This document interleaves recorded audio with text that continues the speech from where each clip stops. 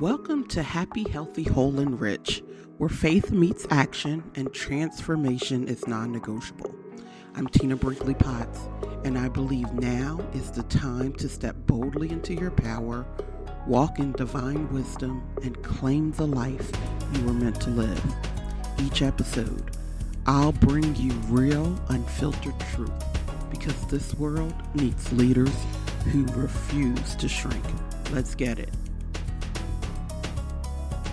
Welcome back to Happy, Healthy, Whole, and Rich. I'm Tina Brinkley Potts, and I want to remind you, I know who I play for, and so do you.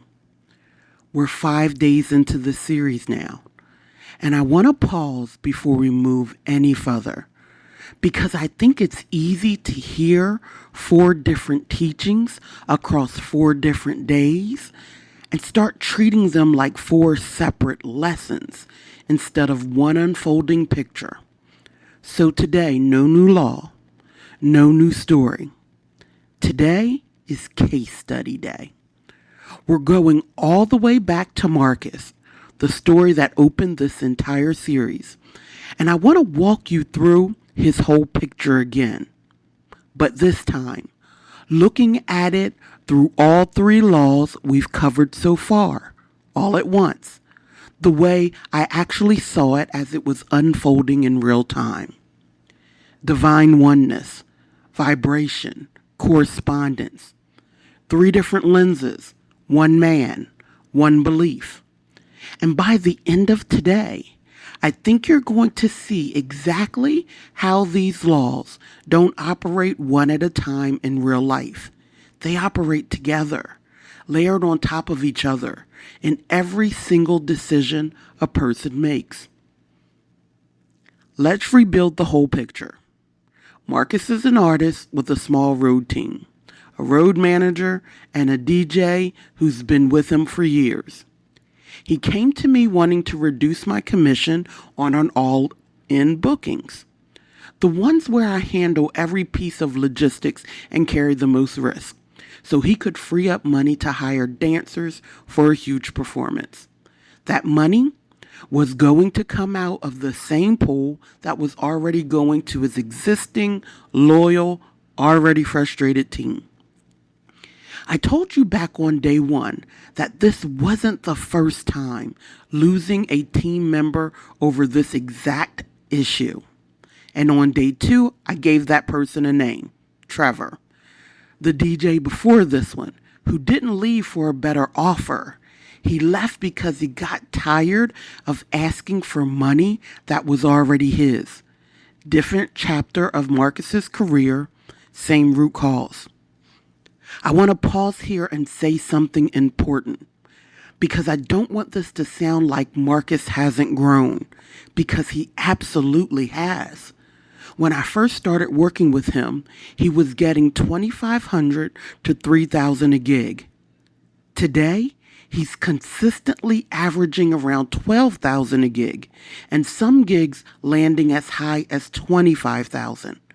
His touring revenue used to sit at under $100,000 a year. Now it's around $450,000 a year. That is real. That is prosperity consciousness genuinely expanding, and I want to honor that growth before I go any further. But here's what I need you to understand, because I've seen this in business owner after business owner, not just Marcus. More money coming in the door does not automatically mean the old patterns disappear. I've worked with people who have had the exact same financial headaches at 6 figures as they had at 7. The number on the revenue line changes. The unhealed belief underneath it does not on its own. Marcus' growth didn't erase this pattern with Trevor, this DJ, or his marriage. It just gave him the same pattern on a bigger stage to play out on. That's actually why this works matters at every income level, not just the ones where the bills aren't getting paid. Lack isn't only what happens when the money is small. Sometimes lack is what keeps happening to a bigger number quietly underneath the growth. Now let's lay the 3 laws over that one story together, the way they actually show up. We're going to start with oneness. Marcus was treating his commission negotiation with me, his pay structure with his DJ, and his stage performance as 3 separate, unrelated rooms. A business decision here, a logistics decision there, an artistic decision somewhere else. But oneness told us there are no separate rooms. There's one house.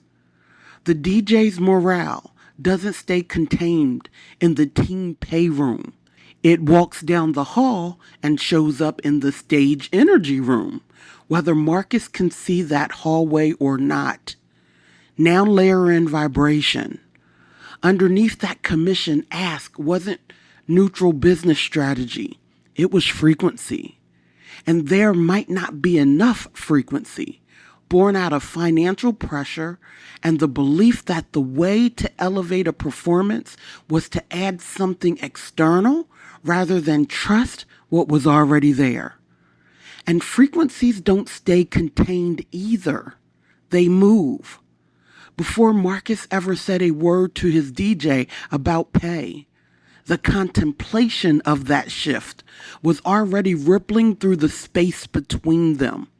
A subtle shift in tone, an unnamed tension the DJ could feel without being able to point to why. That's not superstition. That's the 2 of them being one body, picking up on each other's frequency in real time, the way bodies do. I want to layer in something profound here because I think it matters for you to understand who is actually looking at Marcus's life this closely. I'm not just a manager. I'm a business strategist who is also very much rooted in her spirituality. I'm an ordained minister. I hold a bachelor's and a master's in metaphysics, an honorary doctorate in business, and an earned doctorate in conscious living. I say that not to impress you, but so you understand why I was able to look at Marcus's behavior, sit in a direct conversation with him, and actually be the mirror he needed to help him correct it, instead of just processing his request as a line item. Can you imagine if I wasn't equipped to see it that way? The average manager, working strictly on commission, gets a client asking to reduce their percentage, and what do? They quietly go and find something else that will honor what they do, and they let this client fall to the wayside. Or worse, they just drop them. I believe that's exactly what happened to Marcus before we started working together a couple of years ago. Someone else looked at the same pattern and instead of naming it, simply exited. I didn't do that. I put the boundary in place. I said no. I will not reduce anything on my side. And if that boundary ever gets disturbed, I will walk away because I have to honor myself and the gift God gave me. The same way I described a few episodes ago with Keith. A boundary held from that place isn't punishment. It's stewardship of your own gift, refusing to let someone else's fear-based decision talk you out of what you know your work is actually worth. And now correspondence. Here's where it gets even more interesting because Marcus's pattern doesn't just live in his business. I told you a few days ago when we were talking about Keith that Marcus is also a controlling husband. Same as Keith, needing to know where his wife is, needing a say in her world, holding on tighter than a relationship built on trust would ever require. And on the surface, that looks like a completely different behavior from what he does in his business.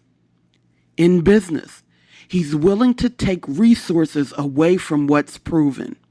His loyal team, to chase something unproven. In marriage, he's not taking anything away. He's gripping tighter, trying to control what he already has. But look underneath both, the way correspondence teaches us to. In business, what I already have, my current team, my current DJ, my own artistry with him, isn't enough on its own. I need to add something external to make this performance land. In marriage, what I already have, her, this relationship, her choice to be with me, isn't secure enough to just exist without me managing it. 2 rooms, 2 completely different looking behaviors, one under-resourcing, one over-controlling. Same fountain, same core sentence, wearing 2 different outfits. I don't trust what is already faithfully mine. That is the full anatomy. Not Marcus has a commission problem. Not Marcus has a marriage problem. Marcus has one belief, showing up in a business decision that cost him Trevor, that's currently straining this DJ, and that's quietly shaping how he holds his own wife. One belief, 3 rooms, 3 laws, all confirming the exact same diagnosis from 3 different angles. I want to bring you a verse today that speaks exactly why this pattern keeps repeating without Marcus ever fully seeing it. Turn with me to Hosea 4:6. My people are destroyed for lack of knowledge, not lack of money, and not lack of talent, and definitely not lack of opportunity. Marcus has plenty of all 3. Lack of knowledge, specifically lack of self-knowledge. Marcus is not short on ability. He is short on seeing the pattern that keeps quietly undoing what his ability builds. And that is the most dangerous kind of lack there is, because it hides behind talent, behind charisma, behind a resume that looks like success from the outside, while the same crack keeps reopening underneath. I also want to bring in Psalm 139, 23, 24, which I think is an appropriate prayer for a day like today. Search me, O God, and know my heart.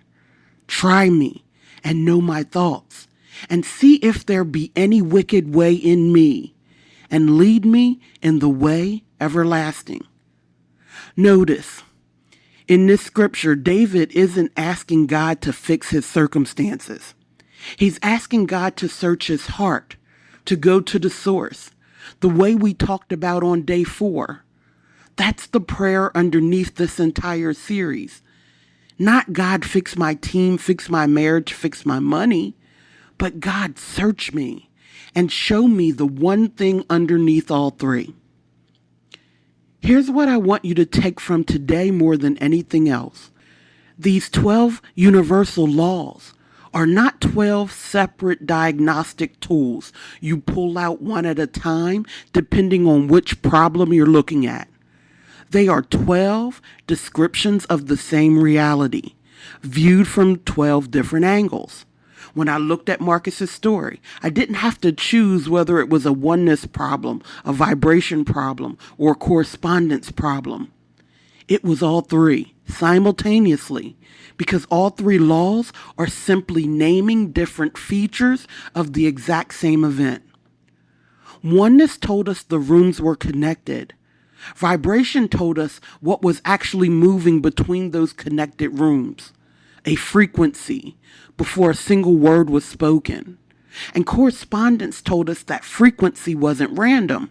It was faithfully reproducing the exact same architecture everywhere it had access to show up, business and marriage alike. I want to bring in a few more voices here, the way I did with correspondence a few days ago, because vibration is a word almost every metaphysical teacher circles back to, even when they're not using it as their headline term. James Allen, in his classic work on thought, taught that a man's outer circumstances were never random. They were the direct, faithful expression of the vibration of his habitual thinking. He didn't talk about frequency in scientific language, but the principle was the same. What a man held in his thought consistently enough eventually hardened into his circumstances, because thought itself carries a vibratory force that shapes what surrounds it. Neville Goddard, who we already brought in for correspondence, also taught this from the vibration side. He described the feeling behind a thought, not just the thought itself, as the actual transmitting frequency. Two people could say the exact same words, he thought, and produce completely different results. Because the vibration underneath the words, the felt sense of the thing being true, was what the universe was actually responding to. That's exactly what I mean when I say Marcus's contemplation was already rippling toward his DJ before he spoke a word. The feeling was transmitting long before the sentence was.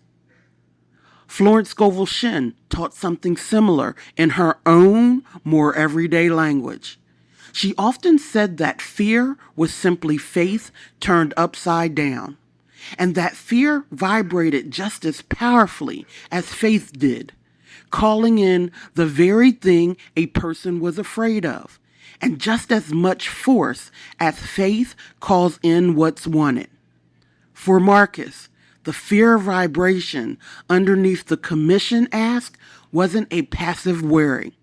It was actively transmitting, the same as faith would have. And Catherine Ponder, who built much of her teaching on the idea of prosperity as a spiritual law rather than a financial accident, taught that the subconscious mind picks up vibration the way a radio picks up a signal, and broadcasts back exactly what it received, whether or not the person tuning in was even aware of what station they left it on. She'd say Marcus's DJ wasn't reading Marcus's mind. He was simply a receiver, tuned in close enough, catching a signal Marcus didn't know he was sending. 4 teachers, 4 different eras, 4 different vocabularies, but every one of them is describing the same mechanism we just watch happen in real time between Marcus and his DJ. This is actually how you should expect these laws to behave in your own life going forward. You're not going to find a tidy situation where only one law is operating and the other 11 are politely waiting their turn. Real patterns, the ones that actually run your life, are almost always visible through multiple laws at once. That's not confusing. That's confirming. When you can look at one pattern in your life and see it through 3 or 4 different laws, all pointing at the same root belief, that's not coincidence. That's how you know you've actually found the real thing and not just a surface symptom. For Marcus, the real thing is simple to name, even though it will take real work to unwind. He does not yet believe that what is already faithfully his team, his gifts, his marriage, is enough to be trusted without either shorting it or gripping it. Once he can see that clearly across all 3 rooms at once, he stops needing 3 separate interventions. He needs one repaired belief, and oneness, vibration, and correspondence will each carry that repair down their own hallway automatically, the same way they've been carrying the fracture. Now, I want you to sit with a pen in your hand for this part. Don't just listen, write. Today, I want you to try something a little different. Take one pattern in your own life and run it through all 3 lenses. Number 1, name one recurring pattern in your life, something that keeps showing up in different forms. Now ask, where is oneness visible in it? What other room is being affected that I haven't been tracking? Number 2, ask the same pattern. What frequency, fear, or trust was I operating from the last time this showed up? Be specific. Number 3, now ask correspondence. Where else in my life does this exact same architecture show up, even if the behavior looks completely different on the surface? Number 4, Hosea 4:6 says, people are destroyed for lack of knowledge. What is one piece of self-knowledge I've been avoiding because it's easier not to look at it? Number 5, if David's prayer in Psalm 139 became my own prayer this week, search me, know my heart, show me the wicked way in me. What am I afraid it might reveal? Right until something uncomfortable comes up. That discomfort is usually where the real work is. Here's what I want you to leave with today. You've spent 4 days learning 3 different laws, and today you saw them do what they actually do in real life. Work together, all at once, on one single belief in one single person. That is not overwhelming. That is efficient, because it means the same searching, the same honesty, and the same willingness to trace the pattern back to its source will heal more than one room in your life at the same time. Marcus doesn't need 12 different fixes, and neither do you. You need one honest look at the belief that keeps dressing itself up in different outfits and walking through every room of your house. Find that belief, and you will find that oneness, vibration, and correspondence were never 3 separate obstacles. They were 3 witnesses, all along, testifying to the exact same truth. And I want you to hear this part clearly, because I don't want you to walk away from today thinking this is going to take years to unwind. It doesn't take years. It just takes a decision. Once you can actually name it, I am making decisions from feeling less worthy. You don't have to wait for some future breakthrough to start correcting it. You can start in the next 24 hours.